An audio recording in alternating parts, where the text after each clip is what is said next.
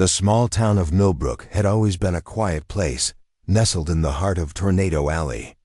Its residents were accustomed to the occasional severe weather warning, but nothing could have prepared them for the fateful day when an ordinary church secretary would become their unexpected hero. Sarah Thompson, a 42-year-old mother of two, had been working at the First Baptist Church of Millbrook for over a decade. Her days were typically filled with answering phones, organizing church events, and keeping the pastor's schedule in order. Little did anyone know that beneath her modest exterior lay a wealth of hidden talents and a spirit of extraordinary courage. As the sun rose on that seemingly ordinary Tuesday morning, Sarah arrived at the church office, her arms laden with freshly baked muffins for the weekly staff meeting. She greeted Pastor Jim with a warm smile, her eyes crinkling at the corners as she set down the basket of treats. "Morning, Sarah," Pastor Jim said, his brow furrowed as he glanced at the local weather report on his computer screen. "Looks like we might be in for some nasty weather later today." Sarah nodded, her expression turning serious. "I heard that on the radio on my way in. Do you think we should cancel tonight's youth group meeting? Before we jump back in, tell us where you're tuning in from, and if this story touches you, make sure you're subscribed, because tomorrow I've saved something extra special for you." As Pastor Jim and Sarah discussed the potential weather concerns, neither of them could have imagined the true scale of the impending disaster. What they didn't know was that a perfect storm of meteorological conditions was brewing, one that would push their small town to the brink and reveal Sarah's hidden talents in the most unexpected way. You see, Sarah Thompson wasn't just a church secretary. In her younger years, she had been an accomplished pilot, flying small planes for a regional airline. It was a passion she had reluctantly set aside when she started her family, trading the excitement of the skies for the stability of small-town life. She had kept her pilot's license current out of habit, never imagining she'd need to use those skills again. As the morning progressed, the sky outside the church windows began to darken ominously. The local weather station interrupted regular programming with urgent updates, warning of a massive supercell developing to the west of Millbrook. Sarah's phone buzzed incessantly with weather alerts, each one more dire than the last. By lunchtime, the situation had escalated dramatically. The National Weather Service issued a tornado emergency for Millbrook and the surrounding areas. The town's single siren wailed, its haunting cry echoing through the streets as residents scrambled to take shelter. Sarah and Pastor Jim worked quickly to secure the church, which doubled as one of the town's designated storm shelters. As they ushered in frightened families and elderly neighbors, Sarah couldn't shake the feeling that something was terribly wrong. The wind howled outside, and the air crackled with an eerie electricity. It was then that Sarah overheard a frantic conversation between two volunteer firefighters who had sought refuge in the church. "The hospital's evacuation didn't go as planned," one of them said, his voice tight with worry. "There are still patients trapped there, and the roads are completely blocked by debris. We can't get through." Sarah's heart raced as she processed this information. The hospital was on the outskirts of town, in the direct path of the approaching storm. If those patients couldn't be evacuated, without thinking, Sarah approached the firefighters. "Excuse me," she said, her voice steadier than she felt, "but I couldn't help overhearing. Is there really no way to reach the hospital?" The firefighters exchanged grim looks. "Not by road," one of them replied. "And this weather's too dangerous for helicopters." Sarah took a deep breath, her mind racing. She thought of the small airstrip just outside of town, where her old friend Jack kept his sturdy little Cessna. It was a crazy idea, but it might be the only chance those patients had. What about a small plane? She asked, her voice barely above a whisper. The firefighters looked at her as if she'd lost her mind. In this weather? It'd be suicide. But Sarah's resolve was growing stronger by the second. She turned to Pastor Jim, who had been listening to the exchange with a mixture of concern and confusion. "Jim, I need to borrow your car," she said, her voice filled with determination. Pastor Jim blinked in surprise. "Sarah, what are you thinking? You can't go out there." Sarah took a deep breath and revealed the secret she had kept for so long. "I used to be a pilot, Jim. I still have my license. If I can get to the airstrip, I might be able to fly to the hospital and help evacuate those patients." A hush fell over the small group as they processed Sarah's words. The firefighters exchanged skeptical glances while Pastor Jim's eyes widened in disbelief. "Sarah, that's incredibly dangerous," he stammered. "You can't possibly." But Sarah was already moving, gathering her things and heading for the door. "I have to try, Jim. Those people need help, and I might be their only chance." As she reached for the door handle, a strong hand gripped her arm. She turned to find Pastor Jim looking at her with a mix of fear and admiration. "Sarah, wait," he said softly. "Let me come with you. You'll need someone to help coordinate with the hospital." Sarah hesitated for a moment, then nodded. Together, they rushed out into the howling wind, fighting their way to Pastor Jim's old station wagon. As they drove towards the airstrip, dodging fallen branches and debris, Sarah's mind raced with memories of her flying days. She silently prayed that her skills hadn't gotten too rusty. The small airstrip came into view, a lone hangar standing defiant against the darkening sky. Sarah's heart leapt when she saw a familiar figure emerge from the building. "Jack," she called out as they pulled up. "We need your help." Jack, a grizzled veteran pilot in his 60s, squinted through the rain at Sarah. "Thompson? What in blazes are you doing here?" Quickly, Sarah explained the situation at the hospital and her daring plan. Jack's weathered face creased with concern. "Sarah, girl, I know you were good back in the day, but this ain't no joy ride. That storm's a monster." "I know, Jack," Sarah replied, her voice steady despite the fear churning in her stomach.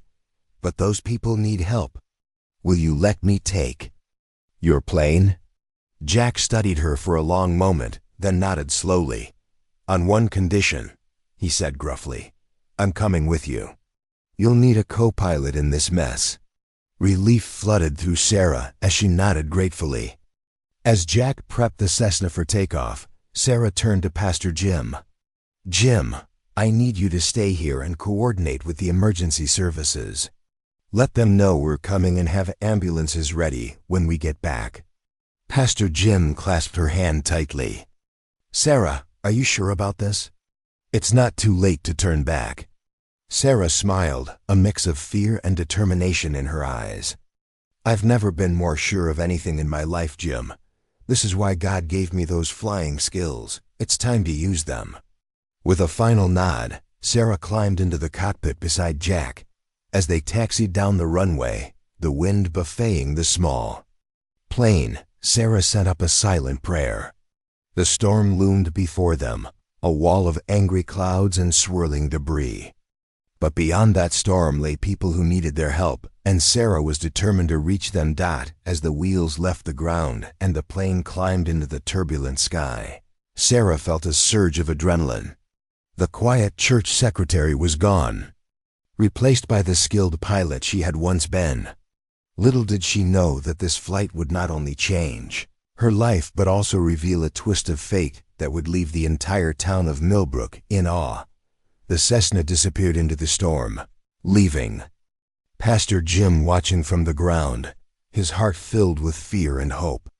As the sound of the engine faded, replaced by the howling wind and distant thunder, he whispered a prayer for Sarah's safety and success.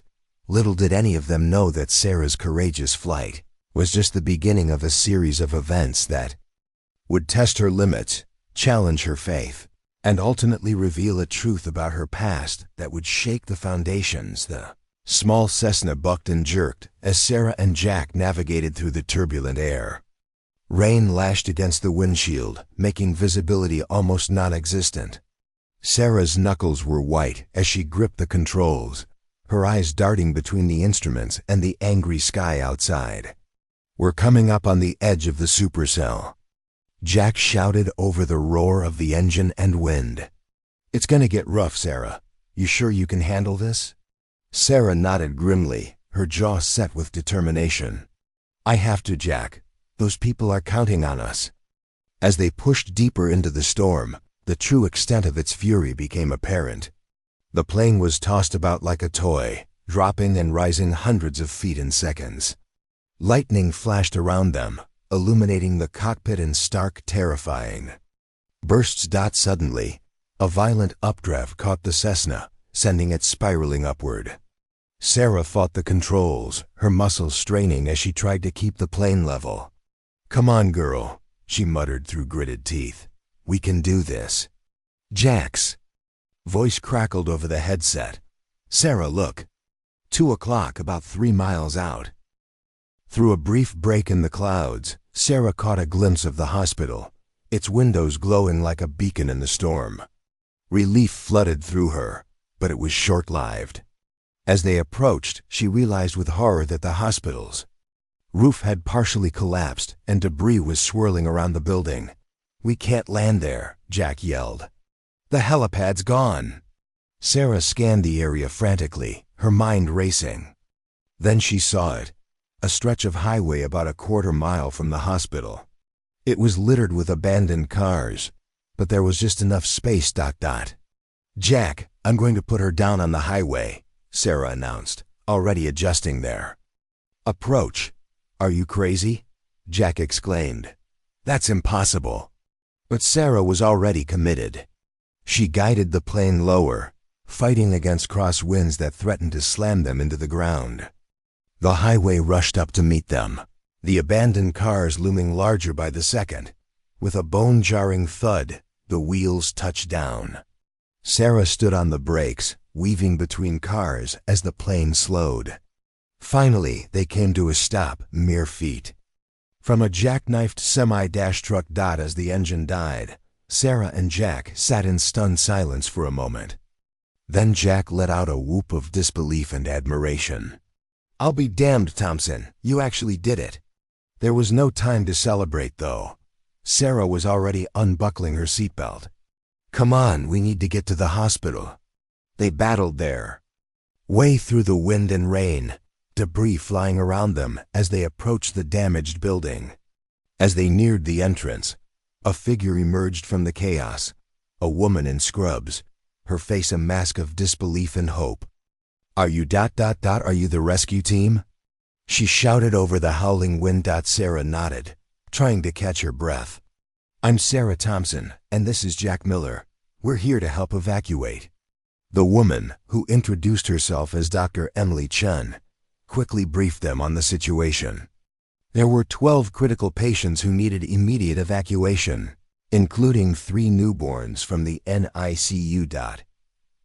As they worked to prepare the patients for transport, Sarah couldn't shake the feeling that something was off. The way Dr. Chun looked at her, it was almost as if she recognized her.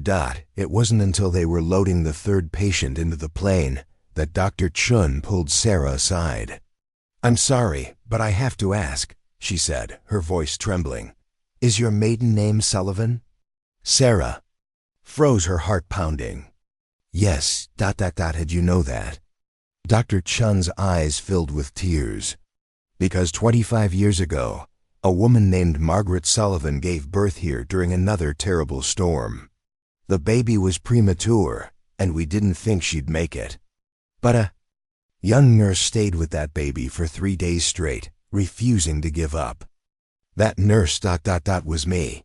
Sarah's world tilted on its axis. "Are you saying double quotes?" Dr. Chun nodded, her eyes shining with emotion. "Yes, Sarah, you were that baby. And now here you are, flying through a storm to save us. It's like history repeating itself, but with you as the hero this time." Sarah staggered back, her mind reeling from this revelation. She had always known she was adopted, but her parents had never been able to tell her much about her birth. And now, in the middle of this crisis, she had stumbled upon a piece of her own history, I don't know what to say, Sarah stammered, tears mixing with the rain on her face. There's no time for this now, Jack called out, breaking the moment. We've got patients to evacuate. Shaking off her shock, Sarah nodded, her resolve strengthening. This new knowledge didn't change their mission, but it did add a layer of personal significance to it. She was saving the hospital that had once saved her. As they continued loading patients into the plane, the storm intensified. The wind howled with renewed fury, and Sarah could hear the ominous sound of twisting metal as parts of the hospital structure gave way. We need to hurry, she shouted to Jack and Dr. Chun. I don't think this building's going to hold much longer.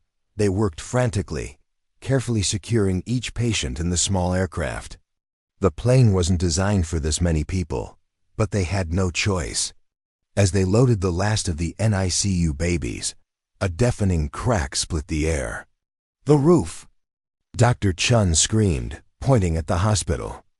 A large section of the building's roof was peeling away, threatening to collapse at any moment. Everyone in the plane, now!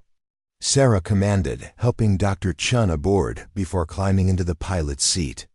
Jack squeezed in beside her, his face grim. Sarah, we're overweight, he said quietly. With this wind, I don't know if we can get airborne. Sarah's jaw clenched as she started the engine. We have to try, Jack. There's no other choice. As the Cessna began to move, Sarah could feel the weight of their precious cargo. The plane lumbered down the highway, struggling to gain speed. Behind them, the hospital's roof finally gave way, collapsing in a shower of debris. Come on, Sarah muttered, willing the plane to lift off. They were rapidly running out of road, the end of their makeshift runway looming ahead. Just when it seemed they wouldn't make it, a powerful gust of wind caught beneath the wings. With a lurch, the Cessna lifted off the ground, barely clearing the trees at the end of the highway.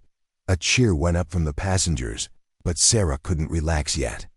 They still had to navigate back through the storm, now with a heavily overloaded plane. As they climbed, fighting against the turbulence, Sarah's mind raced. She thought of the incredible coincidence, or was it fate, that had brought her back to the place of her birth. She thought of her adopted parents, waiting anxiously back in Millbrook, unaware of their daughter's daring rescue mission.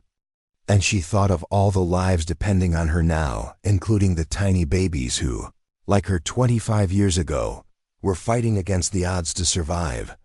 The flight back was a blur of intense concentration, with Sarah using every ounce of her skill to keep the overloaded plane stable in the violent storm. Jack's steady presence beside her was a comfort, his experience invaluable as they navigated through the worst of the weather. As they finally broke through the edge of the storm system, the lights of Millbrook's small airstrip came into view. Sarah's heart leapt with relief, but she knew the challenge wasn't over yet. Landing the overweight plane in these conditions would require all of her skill.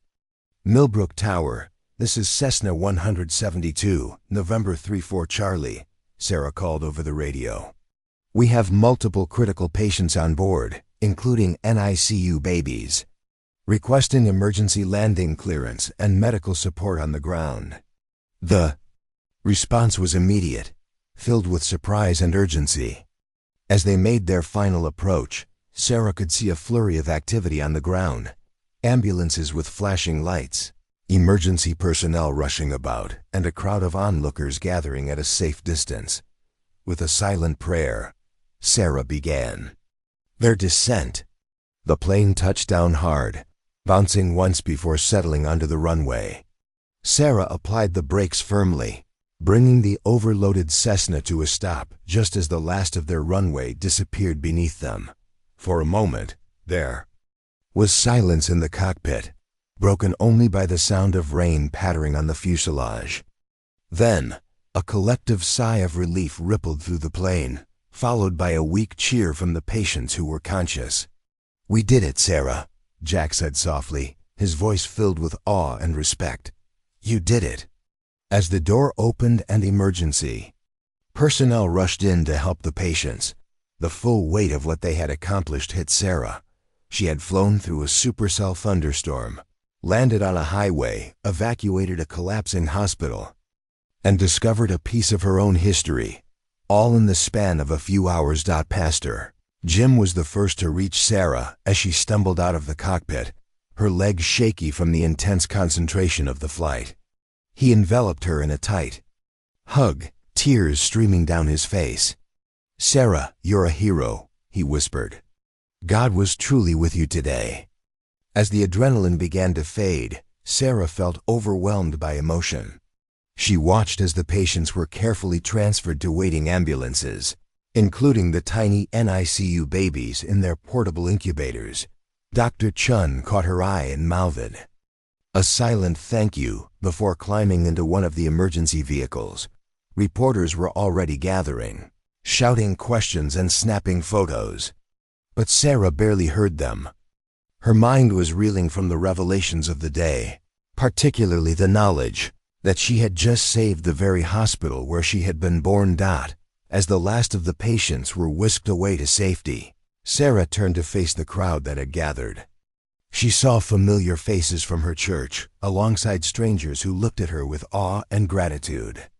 In that moment, she realized that her life would never be the same. The quiet church secretary was gone, replaced by a woman who had rediscovered her strength, her purpose, and a piece of her past.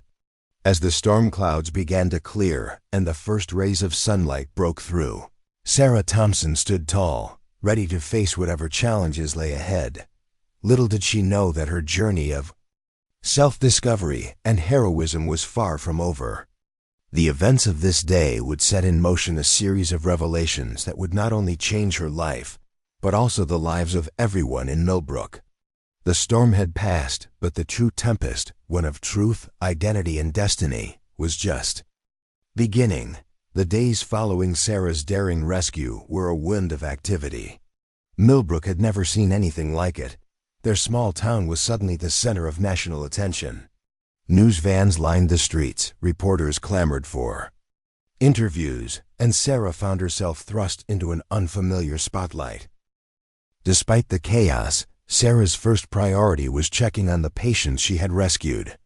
She visited the hospital daily, her heart swelling with relief as she saw the NICU babies growing stronger, their tiny bodies fighting with the same determination she had shown in that storm. It was during one of these visits that Dr. Chin approached her, a manila envelope clutched in her hands.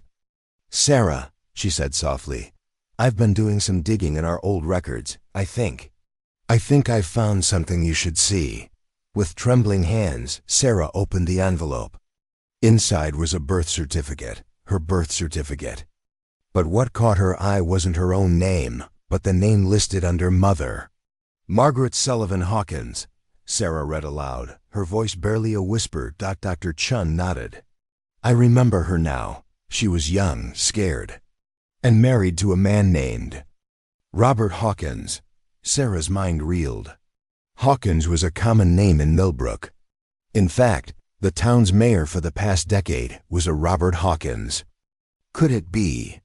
Before she could process this information, her phone buzzed. It was a text from Jack. "Turn on the news, now." Rushing to the nearest waiting room, Sarah flicked on the TV. Her jaw dropped as she saw footage of her plane, the Cessna 172, taking off from the highway near the hospital. The caption read, "Miracle Flight. Amateur pilot saves lives in daring rescue." But it wasn't the footage that shocked her. It was the man being interviewed, Mayor Robert Hawkins. "I couldn't be prouder of our Sarah," he was saying, his eyes misty. "She's always been special, you know. Reminds me of, well, someone I used to know." Sarah's heart pounded. Could it be possible? Was the mayor of Millbrook, a man she had known her entire life, actually her biological father? As if on cue, her phone rang again. This time, it was Pastor Jim. "Sarah," he said, his voice grave, "I think it's time we had a talk. There's something your parents and I have been keeping from you for a long time." An hour later, Sarah found Herself in Pastor Jim's study, facing not only the pastor but also her adoptive parents and Mayor Hawkins. The tension in the room was palpable. "Sarah," her adoptive mother began, tears in her eyes, "we've always loved you as our own, but it's true. Robert is your biological father." Mayor Hawkins leaned forward, his face a mask of regret and hope. "I was young and foolish," he said. "Your mother, Margaret, and we weren't ready for a child. We thought giving you up was the right thing to do. But not a day has gone by that I haven't thought about you." Sarah's mind whirled with questions. "But why keep it a secret? Why didn't you tell me?" Pastor Jim cleared his throat. That was my doing. You see, Margaret made me promise to keep it quiet. She didn't want the scandal to hurt Robert's political career. And then, well, time passed, and it never seemed like the right moment. As the truth unfolded, Sarah learned that her birth mother had passed away years ago, never having revealed their connection.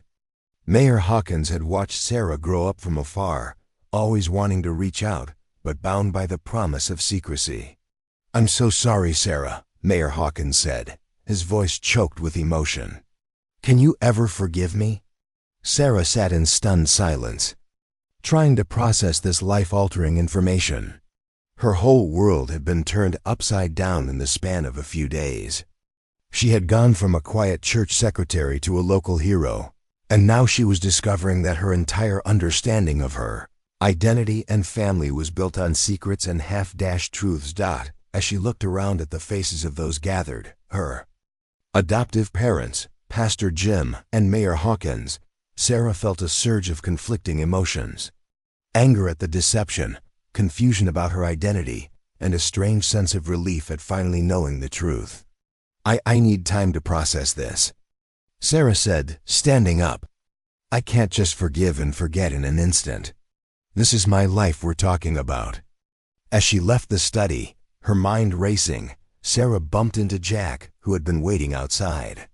One look at her face told him something was wrong. "Hey, you okay?" he asked, concern evident in his voice. Sarah shook her head, tears threatening to spill. Without a word, Jack pulled her into a comforting embrace. For a moment, she allowed herself to be held, drawing strength from his presence. "Come on," Jack said gently. "Let's go for a walk. You look like you could use some air." As they strolled through the quiet streets of Millbrook, Sarah poured out the whole story to Jack. He listened without interruption, his face a mix of shock and sympathy. "That's a lot to take in," Jack said when she finished. "What are you going to do?" Sarah sighed, running a hand through her hair. "I don't know. Part of me wants to forgive them all, to embrace this new family I've discovered. But another part feels betrayed, like my whole life has been a lie." Jack nodded thoughtfully. "You know, Sarah, sometimes life throws us curveballs, but it's how we handle them that defines us. You've already shown incredible strength and courage. I have no doubt you'll find your way through this too." As they talked, Sarah realized something. Despite the turmoil of her personal life, she felt more alive than she had in years. The quiet contentment of her life as a church secretary seemed a distant memory. The storm had awakened something in her, a passion for flying, a desire to help others, a hunger for truth and authenticity. "Jack," she said suddenly, "I think I need to make some changes in my life. I can't go back to the way things were before." Before Jack could respond, they were interrupted by the sound of sirens. An ambulance sped past them, followed by several police cars. "What's going on?" Sarah wondered aloud. Jack's phone buzzed. He checked it, and his eyes widened. "There's been an accident at the old mill on the outskirts of town. A school bus full of kids on a field trip. They're trapped, and with the storm damage to the roads... double quote Sarah didn't hesitate. "We need to help. The Cessna, we can use it to bring in emergency supplies, or even evacuate if necessary." Jack grinned, a mix of admiration and excitement in his eyes. "I was hoping you'd say that. Let's go." As they raced towards the airfield, Sarah felt a sense of purpose wash over her. The revelations about her past, the complicated emotions surrounding her newfound family, all of that could wait. Right now, there were people who needed her help. For the second time in a week, Sarah Thompson climbed into the cockpit of the Cessna 172, ready to face whatever challenges lay ahead. But this time, she wasn't just a quiet church secretary thrust into an extraordinary situation. She was Sarah Thompson, pilot, rescuer, and a woman coming into her own power. As the engine roared to life and the plane began to move down the runway, Sarah felt a sense of clarity. Whatever happened with her family, whatever changes lay ahead in her life, she knew one thing for certain: she had found her calling. The sky was no longer just a distant dream, it was her new home, with Jack by her side and a town full of people counting on her. Sarah lifted the Cessna into the air, ready to write the next chapter of her extraordinary story. As the Cessna 172 soared over the town of Millbrook, Sarah felt a renewed sense of purpose.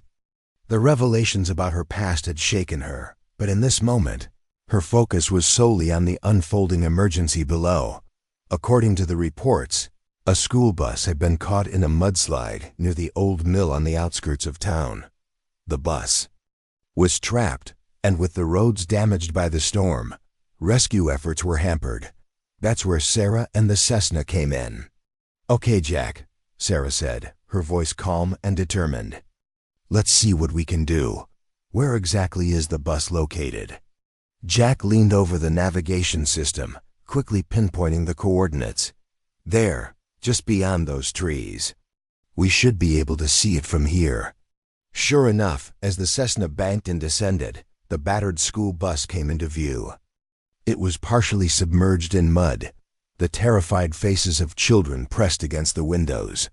"There's no way ground crews can reach them safely," Sarah murmured, her heart racing. "We're going to have to airlift them out." She radioed the emergency dispatch coordinating the rescue effort. Within minutes, a team of first responders was assembled, ready to assist with the evacuation. "All right, Jack," Sarah said, locking eyes with her co-pilot. "Let's do this." Carefully, Sarah maneuvered the Cessna into position, the roar of the engine echoing across the ravine. One by one, the children were lifted from the bus, secured in harnesses, and gently lowered into the waiting arms of the rescue team. Sarah held her breath with each lift, her focus unwavering. She couldn't afford to make a mistake. These children's lives depended on her skill and precision. Finally, the last child was safely on the ground. Sarah let out a long, shaky breath, her hands trembling slightly on the controls. "You did it, Sarah," Jack said, his voice filled with awe. "You saved them all." As the Cessna touched down, a crowd of grateful parents and emergency workers swarmed around the plane. Sarah was swept up in a whirlwind of congratulations and thanks, her face flushed with a mix of pride and humility. But amidst the chaos, Sarah couldn't help but notice a familiar figure standing apart from the crowd: Mayor Hawkins. Their eyes met, and Sarah saw a flicker of emotion cross the mayor's face, a mix of pride and sorrow. Excusing herself, Sarah made her way over to the mayor, unsure of what to say. "Mayor Hawkins," she began, her voice tentative. "Sarah," he interrupted, his gaze steady. I'm so proud of you. What you've done today, it's nothing short of miraculous." Sarah nodded, the tension between them palpable. "I'm still trying to wrap my head around everything. About my birth parents, about you. Double quotes. Mayor Hawkins sighed, his shoulders sagging. "I know, and I can't begin to apologize for the pain and confusion I've caused you. All I can say is that I've lived with the weight of that decision every day. Losing your mother, and then losing you. It nearly broke me." Sarah felt a pang of sympathy, her anger and resentment softening. "I don't know if I can forgive you, not yet. But I'm willing to try, for both our sakes." The mayor's eyes brightened with hope. "That's all I can ask for. And Sarah, I want you to know that I'm here for you, in whatever capacity you'll have me." You're my daughter, and I intend to be the father I should have been all those years ago." As they embraced, Sarah felt a weight lift from her shoulders. The storm clouds of her past were still present, but the sun was beginning to break through. With her newfound family and her newfound purpose, she knew that the path ahead, though uncertain, would be one of growth, healing, and self-discovery. Little did she know that the true test of her strength and resilience was just beginning. The events of the day had only scratched the surface of the secrets and revelations that were yet to come. In the days following the dramatic school bus rescue, Sarah found herself at the center of a whirlwind of activity. The media had seized on her story, dubbing her the Angel of Millbrook, and she was inundated with interview requests and public appearances. While Sarah was grateful for the opportunity to inspire others with her actions, the constant attention was starting to wear on her. All she wanted was a moment of peace to process the seismic shifts in her personal life. One evening, as she sat alone in her apartment, her phone rang. It was Jack. "Hey, Sarah," he said, his voice uncharacteristically serious. "I think you need to see this." Sarah felt a chill run down her spine. "What is it, Jack? Just turn on the news. There's something you need to see." Apprehensively, Sarah flipped on the television, her eyes widening as she took in the breaking news report. Controversy in Millbrook, Mayor Hawkins accused of corruption. The headline blared. The story detailed allegations that Mayor Hawkins had been involved in a kickback scheme with a local construction company, funneling public funds into personal accounts. The investigation had been triggered by an anonymous tip, and the mayor was now facing calls for his resignation. Sarah's head spun as she tried to process the information. Just when she had begun to reconcile with her newfound family, this bombshell threatened to upend everything. "I can't believe this," she murmured, her hands trembling. "I know," Jack replied. "I'm so sorry, Sarah. I thought you should know right away." Sarah took a deep breath, trying to steady her nerves. "Thank you, Jack. I need to talk to him, to Mayor Hawkins." Within an hour, Sarah found herself standing in the mayor's office, the air thick with tension. Mayor Hawkins looked haggard, his eyes red-rimmed with exhaustion. "Sarah," he said, his voice barely above a whisper, "I suppose you've heard the news." Sarah nodded, her expression grim. "Is it true, Mayor Hawkins? Are the allegations against you accurate?" The mayor sighed heavily, running a hand through his graying hair. "The truth is, I've made some mistakes. Mistakes that I'm deeply ashamed of. But I can assure you, Sarah, that the money I took was never meant to line my own pockets. It was it was for you." Sarah felt a chill run down her spine. "For me? What are you talking about?" Mayor Hawkins shifted uncomfortably in his chair.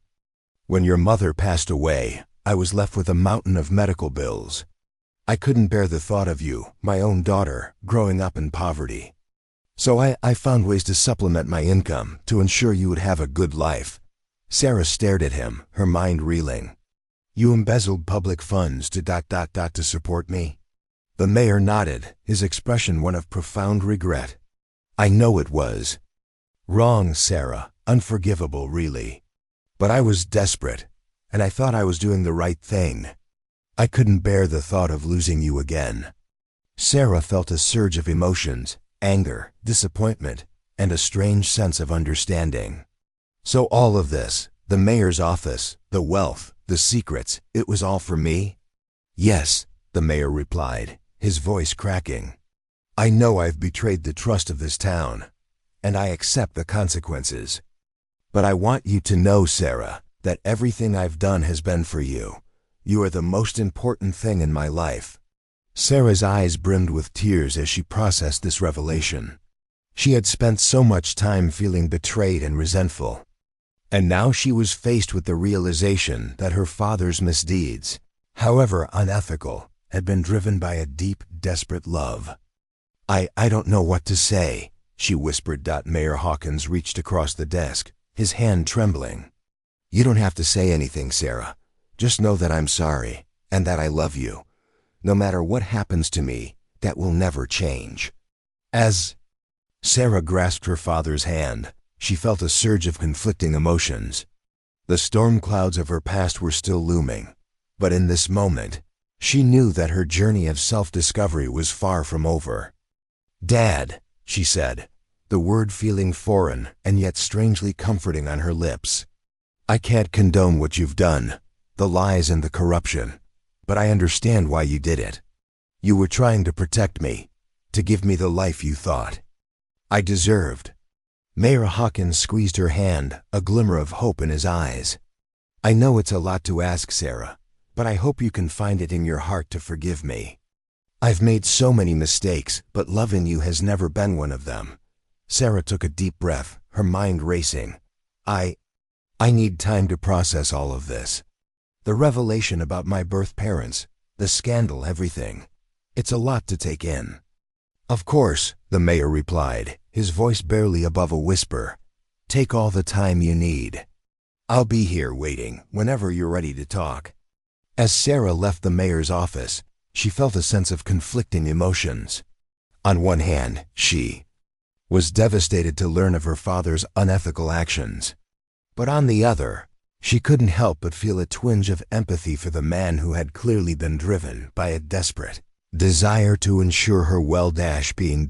As she walked the streets of Millbrook, Sarah's mind was consumed by questions. What did this mean for her relationship with her adoptive parents? How would the scandal affect the town she had come to call home?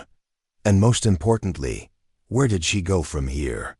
Unbidden, the memory of her time in the Cessna came flooding back. The thrill of soaring through the sky, the sense of purpose and control. It had awakened something deep within her. Perhaps in the midst of this turmoil, the answer lay in the sky above. Steeling her resolve, Sarah made her way to the airfield, determined to take to the skies once more. As the familiar hum of the Cessna's engine filled the air, she felt a sense of calm wash over her. Here, in the cockpit, she was in command of her own destiny. With a newfound sense of purpose, Sarah guided the plane into the air, leaving the chaos of Millbrook behind. As she gazed out over the patchwork of fields and forests below, she knew that whatever challenges lay ahead, she was ready to face them head-on. The storm clouds may still be looming, but Sarah was no longer content to simply weather the storm. She was going to take control of her own destiny, come what may. And with the wind at her back and the sky as her canvas, she was more determined than ever to write the next chapter of her extraordinary life. As Sarah's Cessna soared over the verdant landscapes of Millbrook, her mind raced with the weight of the revelations that had upended her life. The news of her father's corruption had shaken her to the core, forcing her to confront the complex web of lies and secrets that had shrouded her past. Yet, in the serenity of the cockpit, Sarah found a sense of clarity. The sky, with its boundless expanse and ever-changing currents, mirrored the tumultuous journey she now found herself on. It was a canvas upon which she could paint her own future, unencumbered by the shadows of the past. As she scanned the horizon, a glint of light caught her eye. Adjusting her course, she guided the Cessna towards the source of the disturbance.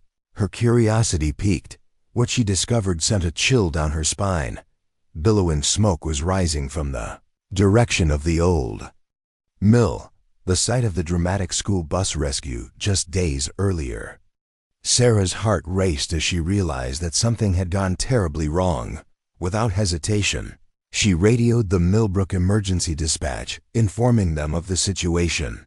Within moments, a coordinated response was underway, with firefighters and first responders racing to the scene. As Sarah circled the area, she caught a glimpse of movement in the tree line below. Squinting, she could make out the figure of a person, seemingly trapped or in distress. "Hang on," she murmured, banking the Cessna and descending towards the tree line. "I'm coming." Carefully, she navigated the plane, landing it in a small clearing, a safe distance from the fire. Grabbing a fire extinguisher and a first aid kit, she rushed towards the figure, her mind racing with the possibilities. As she drew closer, she was stunned to recognize the person. It was Mayor Hawkins, his clothes tattered and his face streaked with soot. "Dad!" she cried, rushing to his side. "What happened? Are you hurt?" The mayor looked up at her, his eyes wide with a mixture of relief and trepidation. "Sarah, I'm so glad you're here." He winced in pain, clutching his side, and Sarah immediately set to work, assessing his injuries. As she tended to him, the sound of approaching sirens filled the air, and soon the clearing was swarming with emergency personnel. "What happened?" "Mayor Hawkins?" one of the firefighters asked, his tone wary. The mayor took a deep breath, his gaze shifting between Sarah and the firefighter. It was an accident. I was at the old mill, trying to..." He paused, seemingly struggling to find the right words. Sarah felt a knot of dread forming in the pit of her stomach. "Dad, what were you doing there?" The mayor's eyes met hers, and in that moment, Sarah knew that the truth she had been seeking was about to be revealed. "I was trying to cover my tracks," he admitted, his voice barely above a whisper. "The corruption investigation. I panicked and I went to the mill to destroy the evidence. But something went wrong, and the place caught fire." Sarah stared at him, her mind reeling. "So all of this, the lies, the scandal, it was all to protect yourself?" The mayor shook his head, his expression pained. "No, Sarah, I swear. It was never about me, it was about you. I was trying to protect you, to give you the life I thought you deserved. But I have made such a mess of everything." Sarah felt a surge of emotions, anger, betrayal, and a deep, aching sadness. All this time she had thought her father's actions were driven by a genuine desire to care for her. But the truth was far more sinister. As the firefighters and paramedics tended to the mayor, Sarah stepped back, her mind racing. She had come to the sky to find clarity, but now she was left with more questions than answers. With a heavy heart, she watched as her father was loaded into an ambulance, his future and hers hanging in the balance. The storm clouds had not yet passed, and Sarah knew that the true test of her resilience was only just beginning. As the ambulance carrying Mayor Hawkins sped away, Sarah found herself rooted to the spot, her mind reeling from the revelations that had just unfolded. The man she had come to see as her father, the one who had promised to always protect her, had betrayed her trust in the most fundamental way. The sound of the firefighters' voices, calling out orders and coordinating their efforts to extinguish the blaze at the old mill, barely registered in her consciousness. She was lost in a whirlwind of emotions, struggling to reconcile the man she had known with the ruthless, self-serving individual he had proven himself to be. Sarah knew she needed to get a grip on the situation, to figure out her next move. But the weight of the betrayal was overwhelming, threatening to consume her. Taking a deep, steadying breath, she forced herself to focus, to channel her turbulent emotions into a clear course of action. Approaching one of the firefighters, she spoke up, her voice surprisingly steady. "Excuse me, can you tell me what happened?" "Here, I saw the smoke from the air and came to investigate." The firefighter, a grizzled veteran with a weathered face, regarded her with a mixture of surprise and concern. "Ma'am, we're still trying to determine the cause of the fire, but it appears to have started in the old mill. We found the mayor here, injured, but he's been taken to the hospital." Sarah nodded, her mind racing. Did he say anything to you about what happened?" The firefighter hesitated, his expression cautious. "I'm afraid I can't discuss the details of an ongoing investigation. You'll have to speak with the authorities if you have any information that could be relevant." Sarah understood the firefighters' reluctance, but she couldn't shake the nagging feeling that there was more to the story than he was letting on. Thanking him for his time, she turned her attention to the smoldering ruins of the mill, her gaze sweeping over the charred debris. As she took in the scene, a glint of something caught her eye, a small metallic object half buried in the ashes. Cautiously, she knelt down and brushed away the soot, revealing a set of keys. A chill ran down her spine as she recognized the keychain. It was the one she had given her father, the one with the small silver airplane charm. Carefully, she pocketed the keys, her mind racing with possibilities. Turning to one of the firefighters, she asked, "Do you know if anyone else was inside the mill when the fire started?" The firefighter shook his head. "Not that we're aware of. The mayor was the only one we found on the scene." Sarah's brow furrowed in thought. If her father had been the only one present, then why were there two sets of keys? The realization struck her like a bolt of lightning. There was someone else involved, someone her father had been trying to protect. Without a moment's hesitation, Sarah hurried back to the Cessna, her mind made up. She needed to get to the hospital, to confront her father and uncover the truth once and for all. As she took to the skies, the familiar thrum of the engine offering a measure of comfort, Sarah steeled her resolve.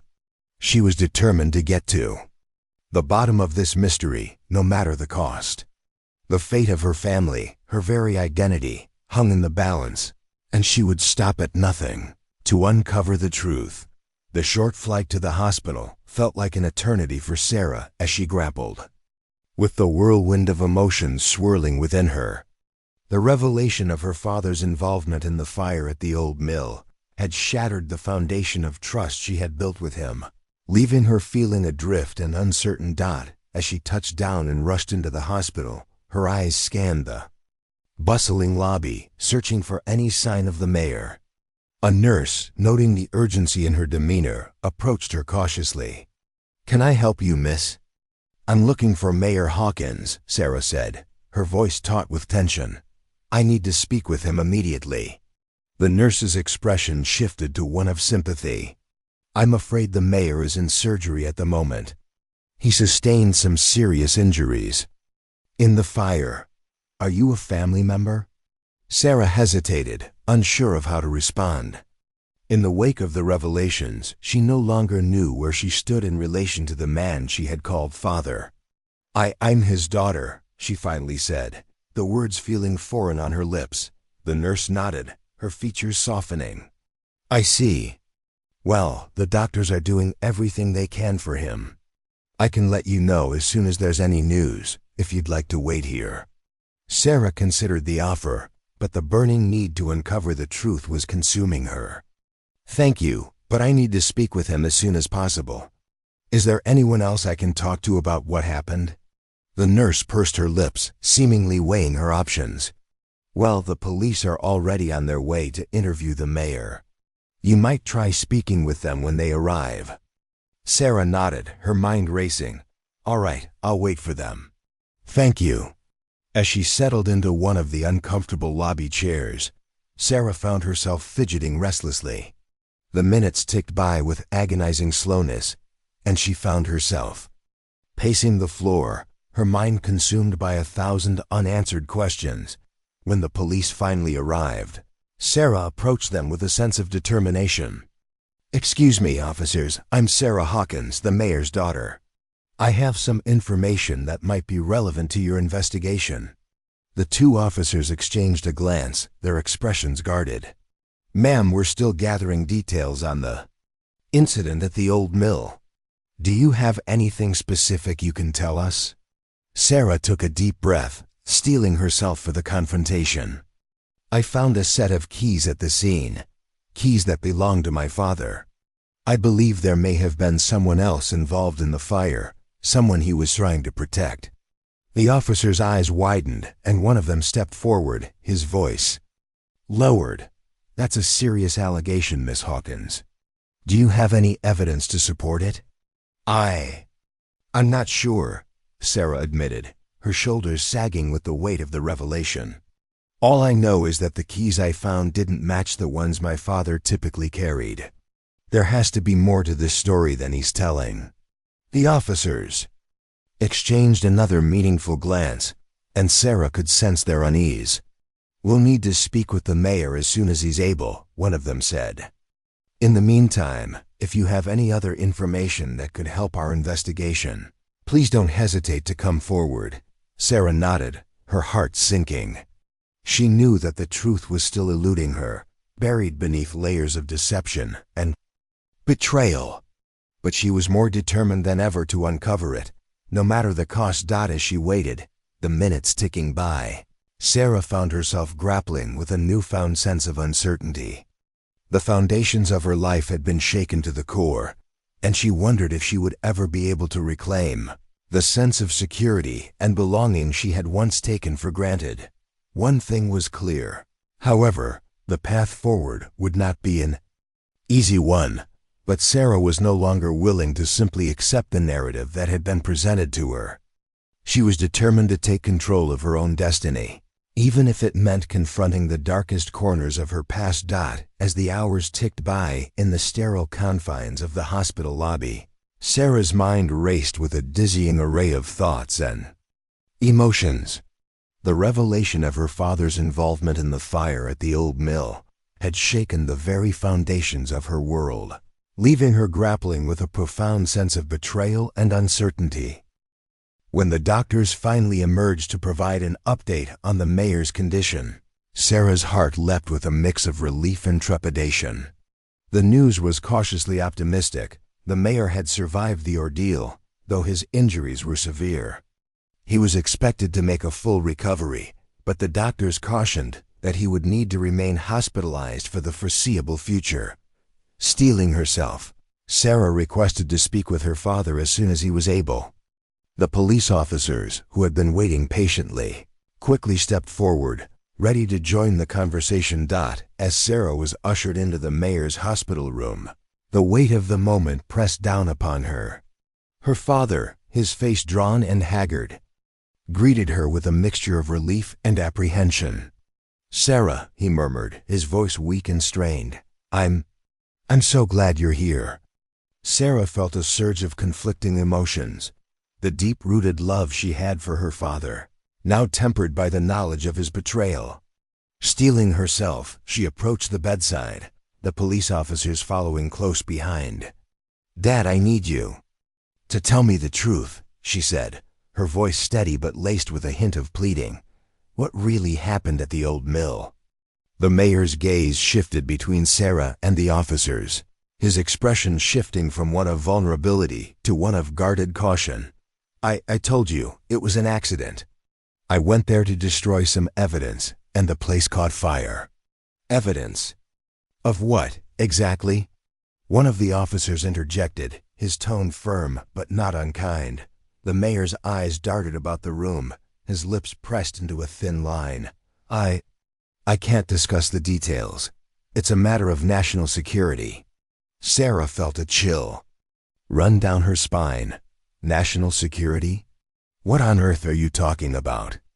The mayor's expression darkened, and he reached out to grasp Sarah's hand, his grip surprisingly strong. "Sarah, you have to understand. I was trying to protect you, to give you the life you deserved, but it all went so wrong." Sarah pulled her hand away, her resolve hardening. "Protect me from what, Dad? What have you gotten yourself into?" The mayor's gaze fell to the pristine white sheets of the hospital bed, his shoulders slumping in defeat. It's a long story, Sarah. One that goes back many years, to before you were even born." The officers exchanged a weighted glance, and one of them stepped forward. "Mayor Hawkins, we need you to tell us everything. The lives of innocent people may be at stake." The mayor's eyes met Sarah's, and in that moment, she saw a glimpse of the man she had once known, the loving, protective father who had devoted his life to serving their community. But the veil of deception had been lifted, and Sarah could no longer ignore the tangled web of lies and secrets that had enveloped her family. Nodding solemnly, the mayor began to speak, his voice barely above a whisper. "It all started with a covert government operation, one that I was recruited to be a part of long before I ever became mayor." As the mayor's account unfolded, Sarah felt a growing sense of dread and disbelief. The revelations were so fantastical, so far removed from the life she had known, that she found it almost impossible to reconcile. But the evidence was undeniable, and with each passing moment, the true nature of her father's involvement became increasingly clear. The corruption, the lies, the tragic events that had unfolded, it was all part of a larger, more sinister plot that had been hiding in plain sight. As the mayor's story drew to a close, Sarah found herself adrift in a sea of uncertainty. Her trust in the world and the people she had loved shattered beyond repair. The path forward was shrouded in darkness, and she knew that the true test of her resilience was only just beginning. The mayor's words hung in the air, a heavy silence settling over the hospital room as Sarah and the police officers grappled with the gravity of the revelations. Sarah felt as if the very foundations of her world had been shaken, the carefully constructed narrative of her life crumbling around her. "So you're telling me," she began, her voice trembling with a mix of disbelief and anguish, "that my entire life has been a lie? That everything I thought I knew about my family, my father, was nothing more than a carefully crafted deception?" The mayor's expression was one of profound sorrow, his weathered features etched with the weight of his sins. "Sarah, I never wanted this for you. I was trying to protect you, to give you the life I thought you deserved. But it all went so terribly wrong." Sarah shook her head, her hands clenching into fists at her sides. "Protect me? By lying to me, by betraying the very trust I placed in you. How can I ever trust you again after this?" One of the police officers, a grizzled veteran with a keen eye, stepped forward, his gaze steady and unwavering. "Mayor Hawkins, I think it's time you told us the full story. No more secrets, no more half-truths. The lives of innocent people may be at stake, and we need to get to the bottom of this." The mayor let out a weary sigh, his eyes drifting to the sterile white sheets of the hospital bed. "You're right, of course. It's time the truth was finally brought to light." And so, with a heavy heart, the mayor began to unravel the tangled web of deceit that had ensnared their lives. He spoke of a covert government operation, one that he had been recruited into years ago, before he had even considered entering the world of politics. The mission, cloaked in secrecy and classified documents, had placed him at the center of a high-stakes game of espionage and subterfuge. As the story unfolded, Sarah found herself struggling to reconcile the man she had known with the ruthless, calculating individual her father had become. The revelations of his involvement in the cover-up, the manipulation of evidence, and the willingness to sacrifice everything, including his own daughter's trust, in the name of this twisted cause, shook her to the core. The police officers listened intently, their expressions shifting from disbelief to a growing sense of urgency as the gravity of the situation became increasingly clear. It was a tangled web of deceit, with threads leading in countless directions, and they knew that unraveling it would be no easy task. When the mayor's account finally drew to a close, Sarah felt a profound sense of loss and betrayal. The foundation of her life, the very bedrock upon which she had built her identity, had crumbled beneath her feet. She was adrift in a sea of uncertainty, unsure of where to turn or who to trust. The officers exchanged a solemn glance, the weight of the responsibility they now carried evident in their expressions. "Mayor Hawkins, we're going to need to take you into custody," one of them said, his voice laced with regret.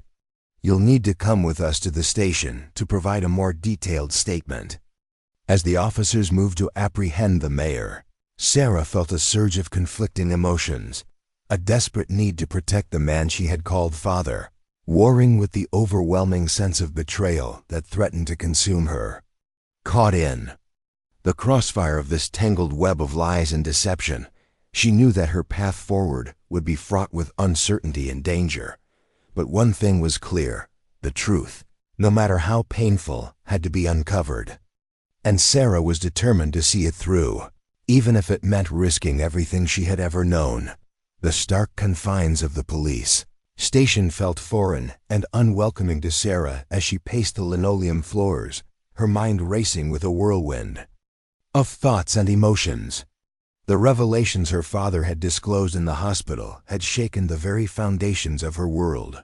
leaving her grappling with a profound sense of betrayal and uncertainty. As she waited for the officers to conclude their interview with the mayor, Sarah found herself struggling to come to terms with the devastating truth that had been laid bare. Her father, the man she had always looked up to as a pillar of strength and integrity, had been at the center of a tangled web of lies and deceit, a web that had ensnared not only their family, but seemingly the very fabric of their community. Weight of the responsibility now thrust upon her shoulders was almost crushing. She was no longer the sheltered, naive young woman she had once been. The blinders had been ripped away, and she was forced to confront the harsh realities of a world that had been hidden from her for so long. As the minutes ticked by, Sarah's restlessness only grew, her need to understand the full extent of the conspiracy burning within her. When the officers finally emerged from the interrogation room, their expressions etched with a mixture of grim determination and a hint of empathy, Sarah knew that the worst was yet to come. "Miss Hawkins," one of the officers began, his voice low and measured, "your father has provided us with a wealth of information, but the investigation is far from over. We'll need your cooperation as we work to unravel this tangled web of deceit." Sarah nodded, steeling herself for the ordeal that lay ahead.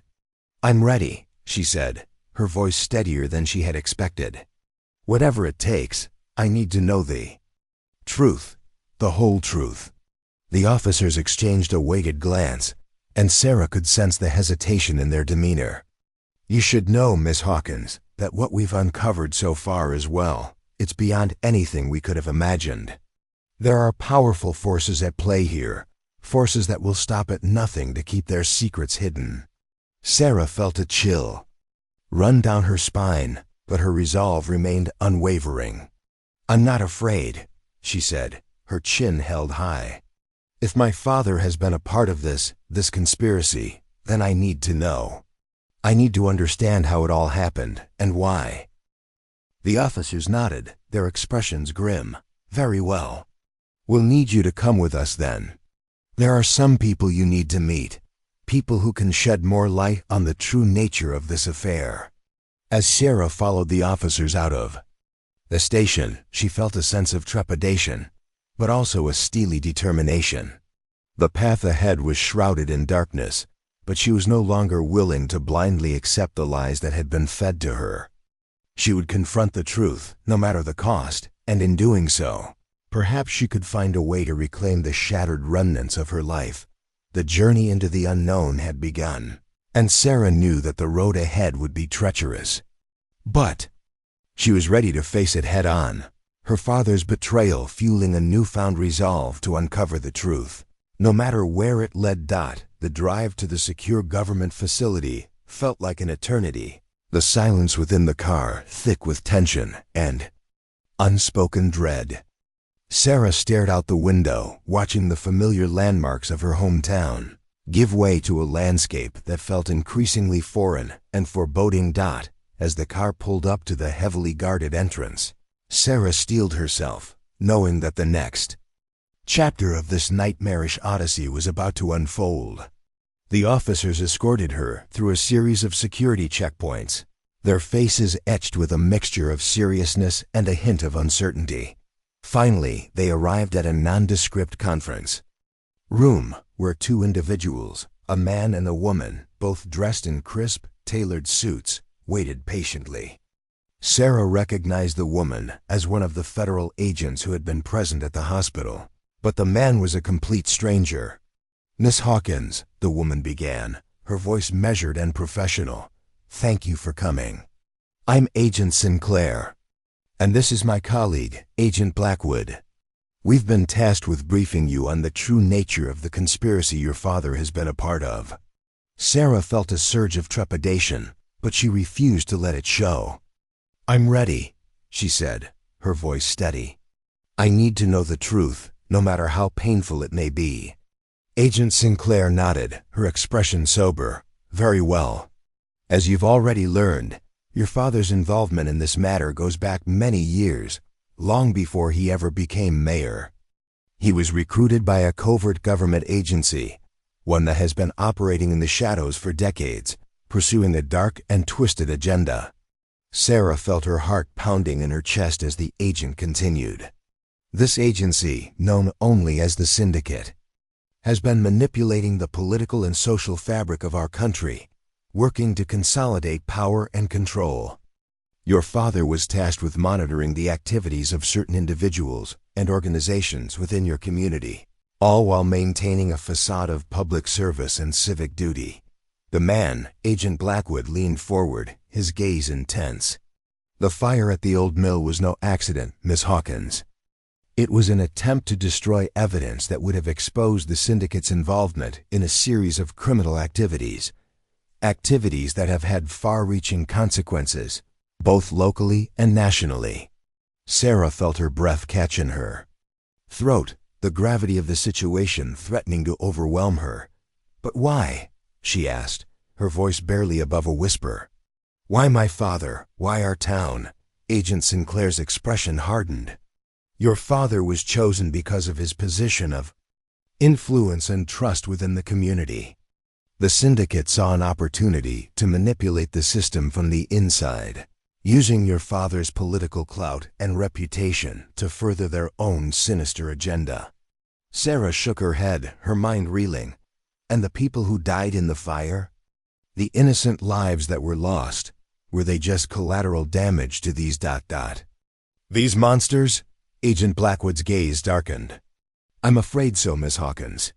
The Syndicate has shown time and time again that they have no qualms about sacrificing the lives of ordinary citizens in pursuit of their goals." Sarah felt a wave of nausea wash over her, the realization that her own father had been complicit in such heinous acts nearly paralyzing. "So what now?" she asked, her voice trembling. "What happens next?" Agent Sinclair leaned forward, her expression grave. "That's why we've brought you here, Miss Hawkins. We need your help, your cooperation, to take down the Syndicate and uncover the full extent of their conspiracy. The lives of countless innocent people are at stake, and we can't do this alone." Sarah's mind raced, the weight of the responsibility now thrust upon her shoulders almost crushing. But as she met the agent's unwavering gazes, she knew that there was no turning back. The truth had been laid bare, and she could no longer afford to remain on the sidelines. Steeling her resolve, Sarah nodded. "What do you need me to do?" Agent Sinclair and Agent Blackwood exchanged a look of grim satisfaction. "Miss Hawkins," Sinclair began, "your unique position as Mayor Hawkins' daughter gives you access and insight that we simply don't have. The Syndicate trusts him, and by extension, they'll trust you. We need you to act as our inside person," Blackwood added, "to gather information, identify key players, and help us expose their operations." Sarah felt a shiver run down her spine. "You're asking me to betray my own father. We're asking you to choose between your family and the countless innocent lives the Syndicate is endangering," Sinclair countered. "Your father made his choice. Now you need to make yours." Sarah knew. They were right. Despite the pain, despite the betrayal, she couldn't let the Syndicate continue to operate unchecked. "What kind of information are you looking for?" Blackwood pulled out a file. "We suspect the Syndicate has infiltrated several key sectors of Millbrook, including the local bank, the construction industry, and even parts of the police force. We need to identify individuals who are loyal to the Syndicate and understand how they're being used." Sinclair added, "Your father's contacts, his financial records, any unusual meetings he might have mentioned, all of it could be valuable." Over the next few days, Sarah walked a tightrope, visiting her father in the hospital, pretending to be supportive while subtly probing for information. It was agonizing, but she managed to glean valuable details about the Syndicate's operations in Millbrook. She learned about coded communication methods, secret meeting locations, and the names of several key Syndicate members operating under the guise of legitimate business owners and civic leaders. She passed this information to Sinclair and Blackwood, who began to build their case. However, the Syndicate was growing suspicious. Her father, despite his injuries, was becoming increasingly agitated, warning her to stay away from certain people and to trust no one. One evening, Sarah received a cryptic message from an unknown number. The raven knows your song. Cease your melody or face the storm. Sarah knew immediately it was a threat from the syndicate. She was being watched. Sarah shared the threat with Sinclair and Blackwood. They know, she said, her voice tight with fear. They know I'm working with you. We need to move quickly, Sinclair said. We've got enough evidence to make some arrests, but we need to catch the head of the syndicate in Millbrook. We believe it's someone high up, someone no one would suspect. Blackwood suggested, we need to lure them out, set a trap. They devised a plan. Sarah would arrange a meeting with a known syndicate operative under the guise of wanting to reaffirm her loyalty. She would offer information, false information, about a supposed weakness in the federal investigation. This would draw out the leader, giving the agents a chance to make an arrest. The meeting was set for the old airstrip outside of town, the same airstrip where Sarah had taken off to rescue the hospital patients. As Sarah drove there, her heart pounded in her chest. This was it. Everything was on the line. When she arrived, a lone figure emerged from the shadows. It was Sheriff Brody, the town's trusted lawman, a man Sarah had known her entire life. Sarah, Brody said, his voice devoid of warmth, I'm disappointed. I thought you were smarter than this. Sheriff Brody, you're the head of the syndicate? Sarah asked, trying to mask her shock. Brody nodded. I've been protecting this town, keeping it stable and prosperous. Your father's recklessness threatened everything. Protecting it. You've been exploiting it, using it for your own gain. Brody shrugged. Sometimes the ends justify the means.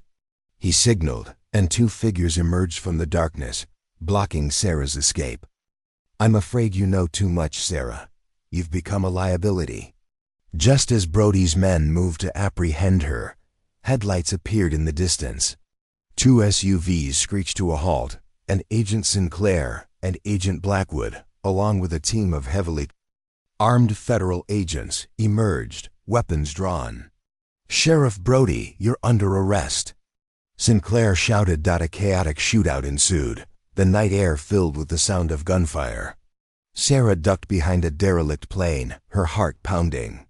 She knew she had to do something, but she was unarmed and trapped. Suddenly, she remembered her father's Cessna, still parked on the airstrip. An idea sparked in her mind. It was a long shot, but it might be their only chance. While the agents engaged in a firefight with Brody's men, Sarah sprinted towards the Cessna, dodging bullets and debris. She climbed into the cockpit, her hands flying over the controls. She hadn't flown in weeks, but the muscle memory was still there. She started the engine, the roar deafening in the night air. Brody, seeing her plan, turned his attention to the plane, firing his weapon. Bullets ripped through the fuselage, but Sarah pressed on, maneuvering the Cessna onto the runway. With a burst of speed, she launched the plane into the air, narrowly avoiding a collision with a fuel truck. Brody watched in disbelief as the Cessna soared above the airstrip. Sarah knew she couldn't just escape. She had to use the plane to help the agents on the ground. Banking sharply, she aimed the Cessna towards Brody's position and throttled the engine. Flying low over the airstrip, Sarah used the Cessna as a makeshift air support, shining the landing lights on Brody and his remaining men, disrupting their aim and allowing the agents to gain the upper hand. Brody, realizing he was losing, made a desperate attempt to escape, commandeering a nearby vehicle. Sarah pursued him from the air, keeping him pinned down until the agents could intercept him. Finally, with Brody and his men apprehended, the shootout came to an end. Agent Sinclair and Agent Blackwood rushed to Sarah's side, their faces etched with relief and admiration. You did it, Sarah, Sinclair said.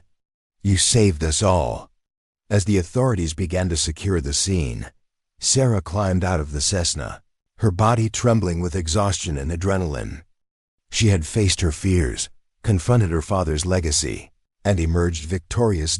In the aftermath, the truth about the syndicate's operations in Millbrook was exposed, and the town was rocked by a wave of arrests and indictments. Sarah's father, Mayor Hawkins, was held accountable for his crimes, facing a long prison sentence. It was a painful chapter, but it also marked a new beginning for Millbrook. The town began to heal, slowly rebuilding trust and working towards a brighter future. As for Sarah, she found a new sense of purpose. She continued to work with the authorities, helping them to dismantle other syndicate cells across the country.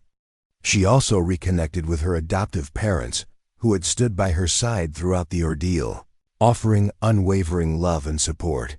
She even started giving flying lessons at the old airstrip, sharing her passion for aviation with a new generation. One day, she received a letter from her father, now incarcerated. He expressed remorse for his actions and apologized for the pain he had caused her. He understood that he had to pay for his crimes, and he hoped that one day she could find it in her heart to forgive him. Sarah didn't know if she could ever fully forgive her father, but she knew that she had made peace with her past. She had emerged from the storm stronger, wiser, and more determined than ever to use her newfound strength to make a positive impact on the world. As she soared through the sky in her beloved Cessna, Sarah felt a sense of freedom and hope. The storm had passed and the sky was clear, a testament to her courage, resilience, and unwavering commitment to the truth. The future was uncertain, but she was ready to face it head-on, knowing that she had the strength to overcome any obstacle that came her way. Thank you for joining us on Sarah's journey today. Your time and attention mean a lot to us, and we hope her story has inspired you to face your own storms with courage and resilience. Remember, even when life seems to offer only impossible choices, strength and truth can guide you forward. If you enjoyed this story, please like, share, and subscribe. Your support helps us bring more inspiring stories and meaningful content. And most importantly, stay hopeful and keep moving forward, because brighter days are ahead. Thanks again for watching, and we look forward to sharing more stories with you soon. Up next, you've got 2 more standout stories right on your screen. If this one hit the mark, you won't want to pass these up. Just click and check them out.